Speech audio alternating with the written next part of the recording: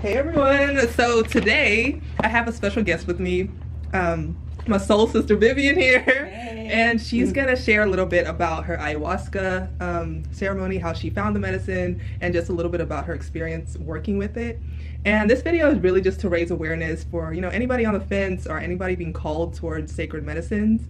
Maybe this can be some confirmation for you or just some assurance for you to try it out and just let go of some of the fear and see how it can transform your life.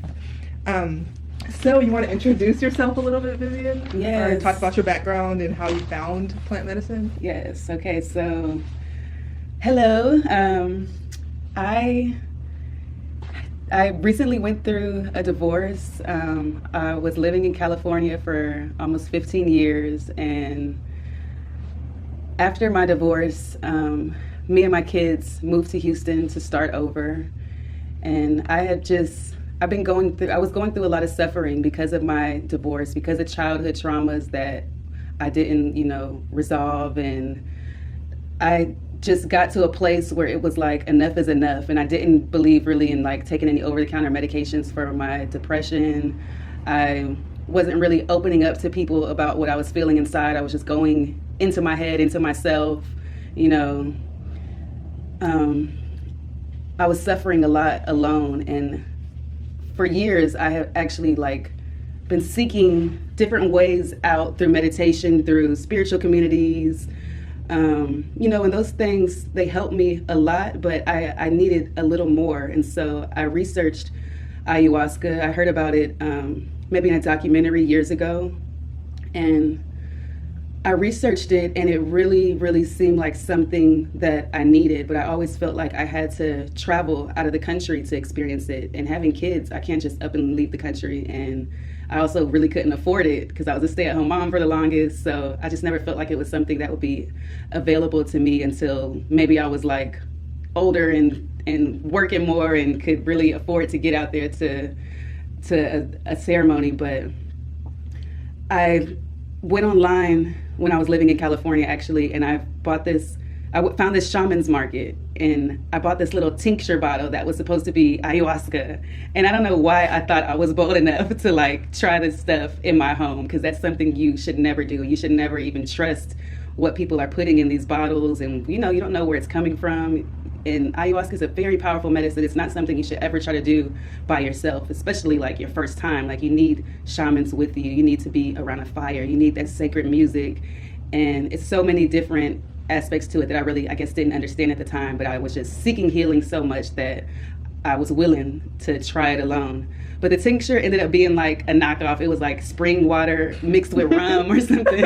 It wasn't even close to what I experienced in real ceremony. But I think just the fact that I put myself out there to seek it and buy that, it showed how much I really wanted it. So when you really, really want something, it finds you. And Mama Ayahuasca, when I moved to Houston, she found me. And it's very rare that I can get out and go to clubs or do things like fun nights out with my friends, but I happened to be kid-free one weekend, and a very good friend of mine named Camila, oh, I love that woman, she invited me out one night to this psychedelic reggae spot, and it sounded so cool, and I just happened to be kid-free, and I was like, okay, I'm gonna come, yes. And so I went with her, and that night I met this beautiful, beautiful woman named Michelle, who opened up with me about her past drug addiction problems and how she overcame it.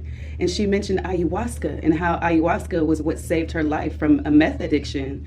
And she went through so much suffering. She lost her kids. She was in jail. She was in the hospital. She was on her deathbed. So much happened to that woman. But if you see her now, you don't see that in her. You see the transformation and the beauty and the love and light shining through her.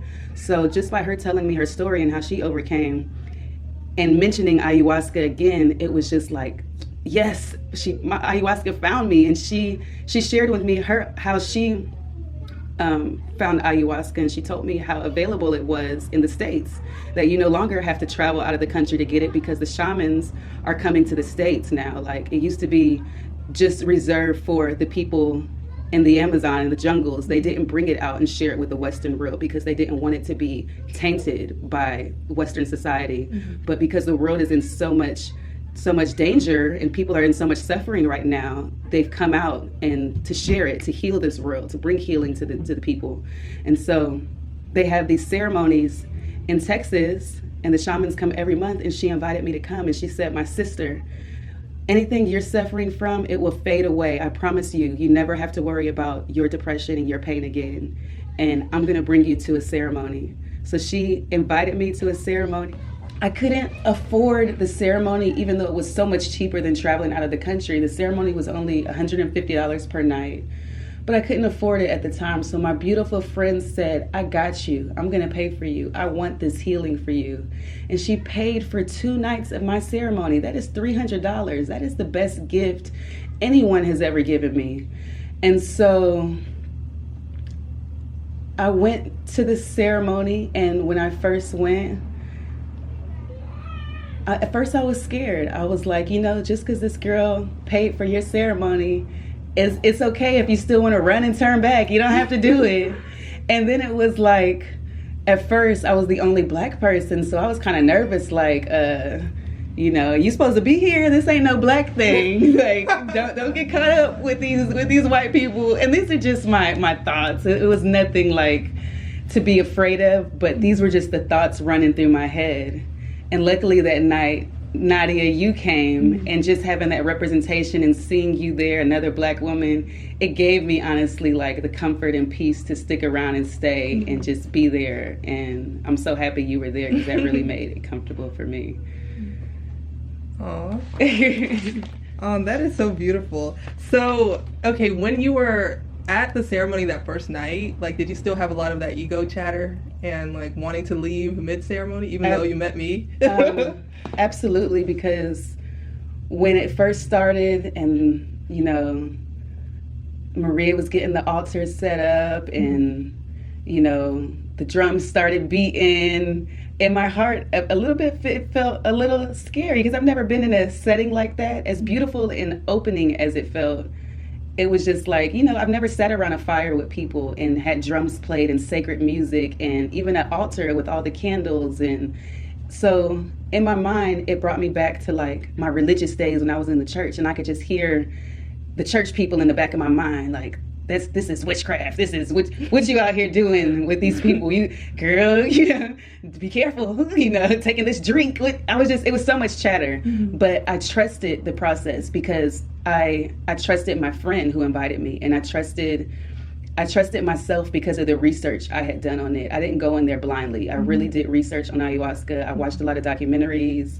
A lot of the people in the spiritual community that I look up to, they have had ayahuasca experiences. Wayne Dyer, Deepak Chopra, so many. But I really, Ram Dass, like, I looked up to all these people. So I trusted the experience, and I trusted this sacred medicine, So yes, I did have a lot of chatter in my mind, but I just fought my way through it, and I'm so grateful I did, because if I let it turn me away and I left, I would have missed out on that profound experience. And I'm so glad that I had the courage to stick around and go through with it. Awesome. Yeah, that's a big part of like the process, in my opinion. Like, when you initially find ayahuasca, your mind and your ego wants to stop you. Like, oh, what is this? You're gonna die. Like, we hear all these stories. Even when you start doing research, oh, this person died, or this person was raped. Oh no, And then you're also afraid of possibly having a bad experience and seeing negative stuff. Exactly. Because some people, I mean, if you have a lot of negativity in your heart, a lot of violence, or what depends on, I guess, what you entertain in your life.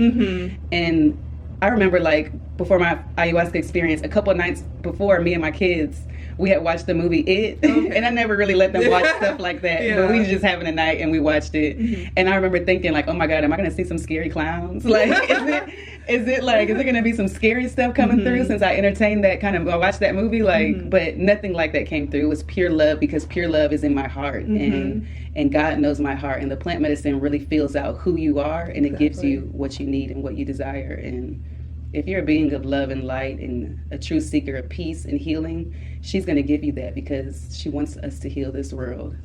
That is so true. Like, your mindset and just your state of being is so important, especially working with these medicines. Yes. So you pushed through your fears, which is so beautiful. So do you want to share a little bit about one of your nights? I mean, just what you can remember. I know there's a lot of information coming through ayahuasca, but any like beautiful highlights you remember that you want to share? Well, I would say that every night was completely different. No night was the same.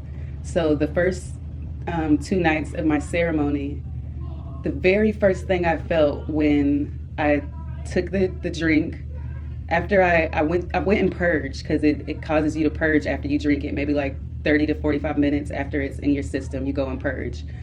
So I remember running to the hole and like throwing up in it, but it felt so good to throw up. It didn't feel like one of those throw ups when you're like drunk and you're just laying over the toilet and like you're hurting. It felt good. It felt like I was purging out all the trauma in my life. I was purging out every piece of pain I picked up, every piece of shame, every negative thing in my body. I purged out, because we are made of love. We're pure love. That is the core of our being. But in our lives, we accumulate so much that we forget who we truly are. So Mama Aya, when you're purging, it's helping you remember. As you're letting that out, you're remembering who you truly are, and it's coming back to you. So as I was purging out all this trauma and collected pain, I immediately went into praise, and I started saying, thank you, thank you, thank you, over and over. Like I'm laying over this hole, throwing up, like, and I'm thank you, thank you, thank you, thank you. And I'm crying, like, because I feel it all coming out of me, and tears are running down my face, but it's happy tears. And as I'm saying thank you, other people are hearing me, and I'm hearing them start saying thank you too. And like everybody's just in a praise moment now. And so after my purge kind of finished, immediately I feel like I just collapsed to the ground and like put my hands in the grass and the dirt and like squeeze the grass. And it felt so good to be connected with earth again, with Pachamama. Like I felt so connected with earth, and I felt like I was alive again. And I knew my purpose, which was to heal the world by first healing myself and to protect the earth. And so I made a promise to the earth in that moment. I said, I will heal you. I will protect you. I was talking to the ground, and I was just like, use me, Lord. This is your vessel. Use me. Transform me. And I was just praising God in total praise and worship. And so as I was doing this, I felt my ancestors come through me. Like I channeled past lives, and I channeled my ancestry. And I feel like those that came before me that might have died traumatically or been in slavery, or like Native Americans that were slaughtered, they came through me, and they were finally free through the plant medicine. Like, I don't know if they were trapped in some spiritual realm, maybe because of a traumatic death or what it was, but for some reason, something in my ancestry that was trapped souls, they came through me and were free, and they were praising God with me. I could feel them in like every core of my being, like saying, yes, we're here, we made it out, we're free, thank you. They were thanking me. And I was even like kissing the ground. I was like looking up at the moon and the stars and like praising and worshiping. There were wolves howling in the background, and I was howling with them. And that was, I believe, like the Native American ancestry coming through me, because that's what they did. They howled with the wolves. They spoke with the moon and all the elements. They were connected to them, and with African ancestry too. And I've never felt like that in my life. So I know it was my ancestors connecting with me. And even Maria, the shaman, when she came over to me, she saw me having a deep moment, and she was like fanning me and sitting with me. She told me, I see your ancestors behind you, and you're powerful, you're strong, and they're always with you. I want you to connect with them, and I want you to look at the moon, connect with the moon energy, the feminine energy. And that's what I did. But when my ancestors came through me, I just felt like total freedom. Like they were being freed through me. And I know I'm forever guided by them, because they're so grateful that I found healing, that I healed my family line. Future generations to come are healed because of what I did. My children will be healed because of what I did. Like, it was so transformative. Wow, that is so powerful. And I do remember that night. Like, I think you were a vessel for like all of us. And like, you remember how I spoke in other languages too. Like, I spoke in tongues at first. It came out so naturally, but it didn't sound like speaking in tongues like when I was in church. Like, usually I heard a lot of the adults do that, and sometimes I would try, but it didn't really hit me back then, like how people would just get filled with the spirit and you're just going on and on. It didn't hit me like that. Like, I kind of looked at people a little like, oh my God, you're kind of weird. But in this moment, it hit me. And the way I was speaking, it was coming out so fluently, whether it was tongues or another language or whatever it was. I was channeling like this beautiful energy, and even with you, I came to you and I started speaking to you in another language. It was like we were connecting with our African roots, and I was taking the dirt and rubbing it on our feet. Like, it was just like we were connected with Mama Earth, and whatever I was telling you in that language, our spirits understood it. Exactly. We might not have understood the words coming out, but our spirits connected and we knew, you know. That's the beauty about ayahuasca. It's like we think we're all separate with different languages and cultures, and when you're on the medicine, you'll see the unity consciousness and you understand everything. Yeah. Whatever language or whatever you're speaking, you understand it. That's one of the qualities I love about ayahuasca. Like, it really reminds you of how like connected we really are, and we really are unified. So after that beautiful weekend, how did you integrate the experience? Like, what was your process like after you went home? Like, did you see the world in a new perspective, or did you notice any emotional shifts within you? Yes, all the above. I left having a stronger relationship with Mother Earth, having a deeper respect for nature, for the trees, for the birds, for every living thing on this earth. I had a deeper understanding and respect for it. And I feel like I connect more with animals now. Like, I've always been the type, like, I'll go to the park and squirrels would come up to me and I'll like feed them nuts and stuff.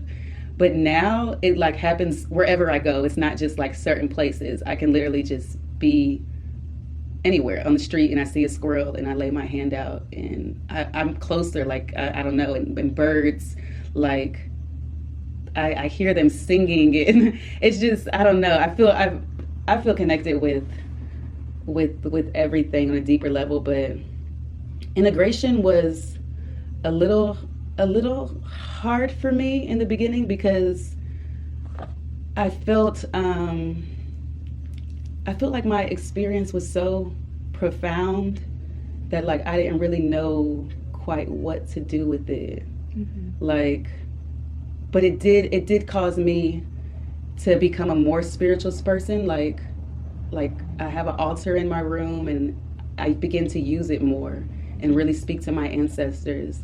I begin to like light my candles on my altar at night and pray more and meditate, and it just brought me deeper. It brought me deeper into myself, but it took a few more ceremonies for me to really learn how to integrate it. When I first came out, I was so full of like passion that I wanted to tell the world. And when I went and called each of my family members, I broke down crying to them as I told them my experience. Like, they thought something was wrong with me at first because I called like my sister. I was like, Gina, oh my God, I had this powerful experience. And she was just like, sister, you okay? Like, but after explaining to them what it was, they totally like were just in awe of what I experienced, and they understood it, and they just expressed how much they loved and appreciated me for having the courage to do that. And you know, I have a very supportive family, so I mean, even my mom, like everybody was just in awe by my experience, and they've helped me to integrate it as well, because I talk to my family a lot about it, my mom especially, with her advice, you know, helping me like wake up to my calling and my passion and not get so overwhelmed with feeling like I'm not doing enough. Like, I know I'm right where I need to be. I'm doing exactly what I need to be doing, and this medicine is helping me even do more, you know. So I'm still integrating it, you know. It was 6 months ago when I had that first experience, so I'm still in integration mode, but... So what would you say your biggest takeaway from plant medicine has been so far? Like your biggest lesson you've learned overall? I think just to be courageous, like tap back into your roots, because our roots, for every person on this earth, it started with plant medicine. It was no religion. Before there was religion and books and all that, it was just medicine, plant medicines from the earth, whether it was mushrooms or ayahuasca, herbs. There's so many different medicines all over the world that people use to connect with spirit. And so I believe when people were being invaded and these foreigners came in and they weren't hip to plant medicine, they made it appear that these people were witches and they're channeling demons, and you're talking to the spirit world getting advice, and how dare you, you're wicked, you know?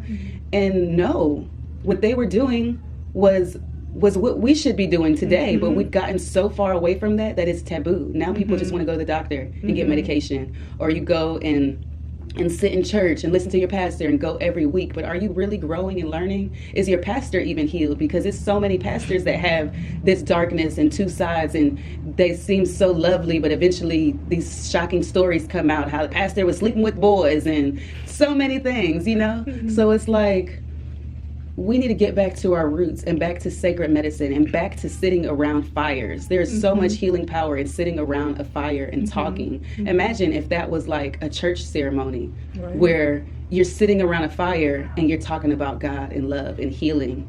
You know, even if it didn't have plant medicine involved, just being around a fire, the elements are so healing, yes.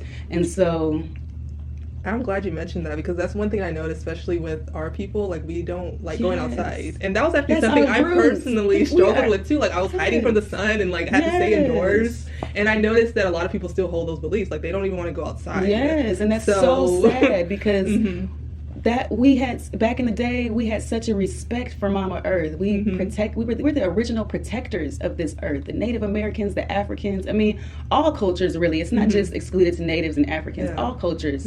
And we've all drifted away from that. And especially like African Americans, we've lost our history. We don't know who we are. We've lost our connection. We don't know our roots. We don't know where we come from. We don't even know sacred music. We don't beat drums. We don't dance around fires. We come from that. Yes. We have natural rhythm. Like we come from dancing and just all of that. So it's sad to see like how far we've come. And when I had that first ceremony where it brought me back to my ancestry, it took me to those days. Like I got up and I remember we danced around the fire. We danced.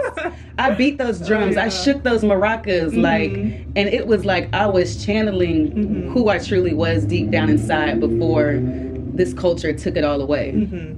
Yeah, that was actually one thing I did pick up from the ceremony. It's like sometimes it has been embedded in our DNA, like that element of dance and like connecting with our creative essence or feminine nature was kind of, I guess, suppressed down, which is also about a part of what we're remembering. Yes. Like to dance again, to sing, and to tap into all these beautiful... I sung with Maria, the shaman. She told me, you have a beautiful voice. You do. She was like, use your voice more often, sing more, it's healing. And so usually, I don't really sing a lot in front of people, but it's weird because right after that ceremony, I go to this place called Bhakti Farm that gives me so much peace, and we chant there a lot and sing the Hare Krishna mantra together. And right after that ceremony, the very next weekend, they put me on the spot to sing the mantra. And so that was really my first time opening up there and allowing people to hear me sing as I kind of led in this worship music. And so ever since then, now when I go, I'm singing my heart out. I'm in it. I have never felt shy again. And it's been so healing to let my voice out. And it's medicine when you sing. Of course. It's medicine when you dance. Like that's another thing I do now that I didn't do before. I dance in my room at nighttime. Sometimes I'll play all that sacred music that we listen to in ceremony. I researched and found a lot of that. And I play that often now, and I dance to it. And I got my little drum that I happened to find at a Goodwill. It like attracted me. I found it. My roots was like, we're gonna get you this drum, girl. And I found maracas at a Goodwill, like less than $10 for both of them. Like that is so awesome. And so I use that now, and I realized with maracas, something I learned is that when you're shaking them, you're shaking off the energy that you want to get out of you. It's like and that's what I say, transmutation. That's why I've read too that it's good to find one that really resonates with you, or learn how to make your own and add little things to it that like symbols on it, you can draw on it or make things that kind of resonate with you. But shake that and dance with it and transmute your pain. When you're thinking about your pain and you're in praise and worship and you're shaking it, you're shaking off that pain, you're releasing it. And by the time you're done dancing, you feel so good and so whole and free. Like that is so powerful, and it's so sad that we lost this divine creation connection. I've never shook a maraca like that until my ayahuasca experience, and that's crazy because that's in our roots. Exactly. Maracas, drums, dancing. Music. This is all elements or the feminine Yes. energy that has been lost and suppressed. Yes. Thank God we're remembering all these And even beautiful being qualities. barefoot on the ground too, and letting yeah. your feet get dirty and ground yourself and touch the earth. Like, those are things I did in ceremony. I was taking the dirt and just rubbing it on my feet. It was like I was giving myself a pedicure with the dirt. And it felt so good to just feel that connected with earth and not worry about getting dirty, not even worrying about the bugs outside. Like, I was so connected with Mama Earth. That night I heard mosquitoes like buzzing in my ear. It sounded like music to my ears. I wasn't swatting them away. I wasn't like, and even when I was laying in the grass and having my moments, it was nighttime, but I wasn't thinking about bugs crawling around me. I wasn't. But that's the connection that we had with Earth and that the indigenous people had. They weren't out there killing bugs. Yeah. You notice how the bugs act different when they they're on the do. medicine? It's like they know and they respect your Yes. process and they don't bother you. Yeah. Like, even the mosquitoes, I didn't wake up with bites all over me, Yeah, but me I heard either. them buzzing around me. But their buzz sounded like music to my ear. It was like this high-pitched sound. It was kind of like opera music. Like, when they would come and buzz, it was so beautiful. But in the past, I never heard that. I just heard a mosquito. It's like, oh, get away, you know. But this time, I truly heard them, and that just shows you the power in being connected to all of life. Because we should have a respect for all life. We shouldn't be out there smashing bugs and not having, littering and all that stuff. Like plant medicine brings you back. And it makes you remember that. It does. But cockroaches, I'm sorry. I know. We're still That is not one creature that I still gotta kill.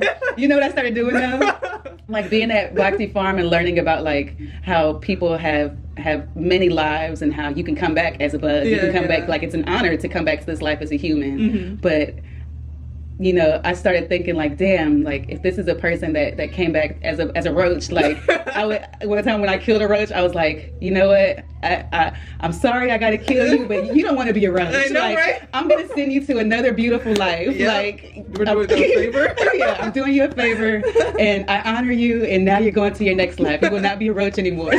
So I tried to look at it in a new way, so that way I didn't feel guilty about killing it. But yeah, that's one bug. I'm still working with that. I know, right? Okay, so what would you say to people out there that are like wanting to try plant medicine or interested about it or just stumble across this video and want to know more? Any advice you would give them? I would say do research, watch as many documentaries as you can. Like, there's so much available on YouTube. Deepak Chopra actually put out a really good video on ayahuasca. I forget the name of it, but just look up Deepak Chopra ayahuasca and then you'll find it. But look up that kind of stuff. Do the research. Don't be afraid. Don't be judgmental, because, sometimes our minds will play tricks on us and immediately you go to that judgment zone without even doing research and learning about it. So just be open-minded. And if you feel called to find healing through it, go for it. Like, step out on courage. Like, I mean, most people feel more comfortable going to a doctor's office and getting prescribed some medicine that is poison to your body. So why not go in a natural setting like that and get natural medicine that is healthy for you and not poison, And it's something you only have to do a couple times. It's not something you got to be prescribed and doing every day, and then you got all the side effects.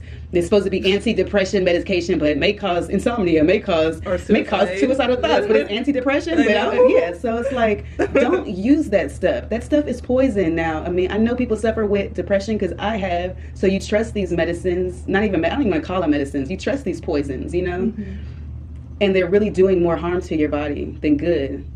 So I would say, trust what the earth has given us. Don't take man-made stuff, because man has a lot of wicked ways that we all need to heal from. And I would say, allow Mama Earth to provide you that healing, whether it's in mushroom therapy, doing like microdosing, because a lot of people are afraid of mushrooms too. Yeah. And that's something I learned with my own mushroom ceremonies, that this is a beautiful medicine. Oh my God, it's so beautiful, especially when you're new to it and you microdose. Like, don't overdo it, because it might get overwhelming in the beginning if you take too much. Start small and allow your spirit to speak to you, because you're going to get so much wisdom and guidance coming through you, especially if you do it in the right way and set your intention. Don't do it to like trip out. It ain't about tripping out and seeing shit. It ain't. It's not about that. It's really about getting in touch with yourself and your feelings and the spirit and earth. And so when you do those kind of things, it's a sacred way that it has to be done. So honor that sacred way so you can have a beautiful experience and you can heal from whatever it is you're going through.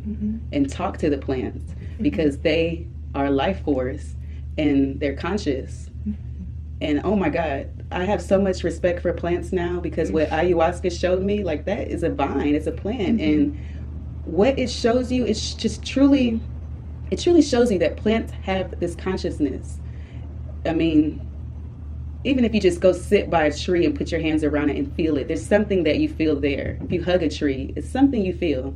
But when you ingest the plant medicine and you really feel it speaking through you and like you realize there is a life force in these plants. It's almost like alien, like, but it's beautiful. And so don't be afraid of it. Like this is what we come from.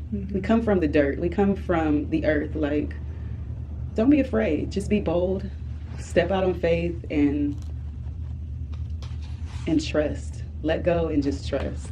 And maybe find people, you know, find people that you can talk to about ceremony, whether it's me or Nadia or whoever. Like, connect with people that can help you to be comfortable about it. And because that helped me, just having Michelle there to talk about it and try. If I had just found it on my own, I probably would have been a little more nervous, but I think I still would have gone through with it just because I had done a lot of research on ayahuasca and looked up the tincture and got that. Like, I still would have went through with it, but I mean, it definitely helps to sometimes, you know, have somebody have a support system with you.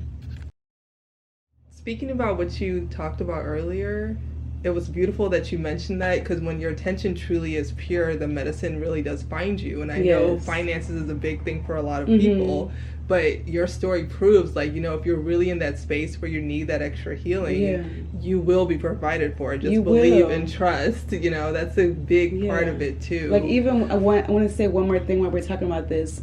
There was one night in my second ceremony that I went to where I couldn't afford 2 nights, and I didn't want to go back to Michelle and ask her to pay for me again because she already paid for my first 2 nights. I'm like, okay, you on your own now, sister.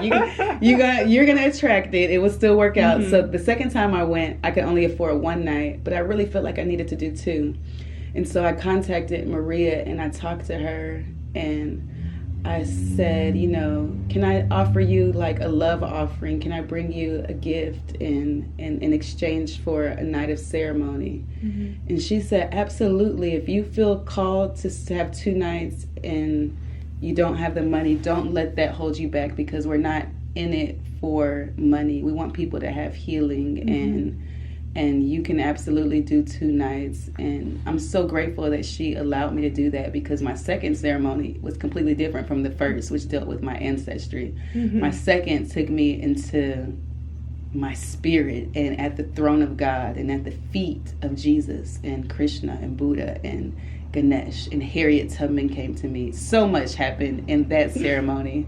So I'm so grateful she allowed me to stay that second night because that's when I saw, you know, the spirit of Harriet Tubman and all those divine beings, you know.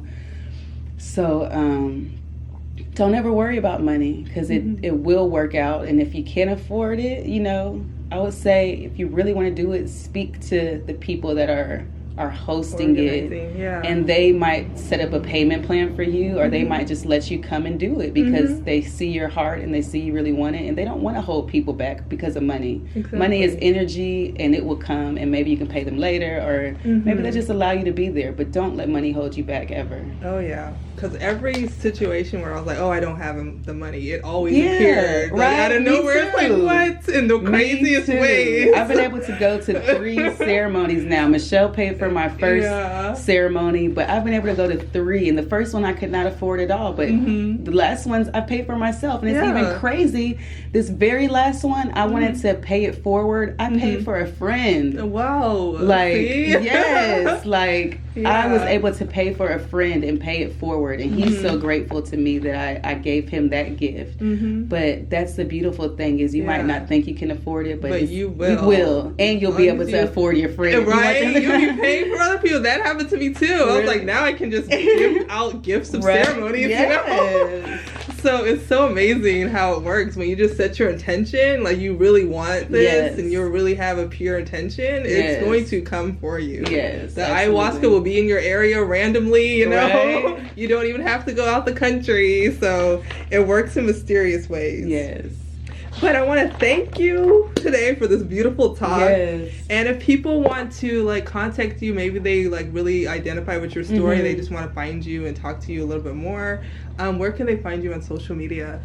I would say Instagram is a good place. I mean, I actually just deleted almost all of my pictures on Instagram, so you're not going to see a lot of me. But I was going through a process of letting go of attachment to social media because I would spend a lot of time on there, like scrolling and looking at people's lives that are traveling and living them, and I'm this mom with my kids, and I was starting to feel like I'm not doing enough, and that's a lie. Yeah, that's another video. We gotta make another video. Yes, about we do.